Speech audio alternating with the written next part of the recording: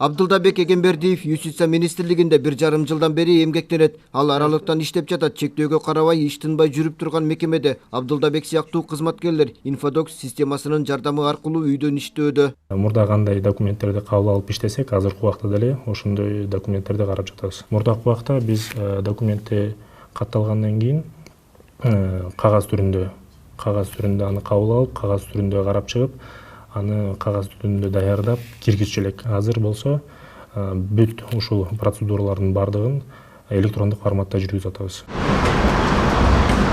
Мамлекеттик курулуш агенттигинин борбордук аппаратында 75% кызматкер аралыктан иштөөгө өткөн. Бул 1 жылдан бери инфоком ишканасы иштеп чыккан тутумду колдонуп жаткан тармак. Алгач кызматкерлердин баары окутулуп, азыр документ жүгүртүү иштери электрондук түрдө аткарылууда. Агенттиктин адистери санарип ыкмасы кыйла жеңилдик алып келгенин айтат. Мына мисалы үчүн бир катты даярдап алып, кезекке туруп келип кол койдуруш үчүн, подпистерди чогултуш үчүн бир топ убакыт кетчү. Азыр ошо даярдаган катын эле системада атайын катын PDF форматта тиркеп коет, ошону жөнөтүп коет, тийиштүү жетекчилерге, анан ошону карап, оңдой турганын оңдоп, ошодон каттын акыркы варианты боюнча дабыр алгандан кийин ошонун подпис дагы кол койгондо дагы электрондук подпис менен ошол жактан эле система өзү, СЭД программа өзү жөнгө салып коет да. Инфоком ишканасы Infodocs электрондук жүгүртүү тутумун 2018 жылы иштеп чыккан. Былтыртан бери мамлекеттик органдарга жайылтыла баштаган долбоорго аралыктан иштөө учурунда суроо талап көбөйүп, азыр бул тармакка кошулган кызматтардын саны 160га жакындап,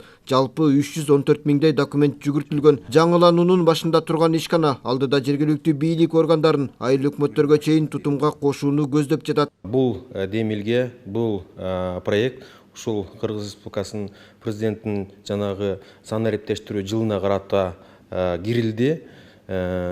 Биз мунун дагы мүмкүнчүлүктөрү жана өзгөчөлүктөрү өтө чоң да. Себеп дегенде ошол эле биздин система электронный документ оборота Infodocs мунун ичинде кол тамга дагы камтылган да, электрондук кол тамга. Биз электрондук кол тамганы 2019 жылы күзүндө киргизгенбиз. Азыркы учурда электрондук кол тамга толук кандуу иштеп жатат. Бир документ тыш жактан бир документ келди резолюция. Электрондук документ жүгүртүүнүн пайдасы көп экени аныкталган. Мурдагы кагаз иштери ооракерчилиги жок. Оңой олтоң санарип жолу менен ишке ашат. Адистер мындай учурда коррупциялык тобокелчилик дагы азаят деген пикирде. Экинчиден, казынага пайда алып келет. Бир эле мисал, Инфоком ишканасы 1 жылда эле канцелярдык товарлардан 2 миллион сомго чейин үнөмдөй алган.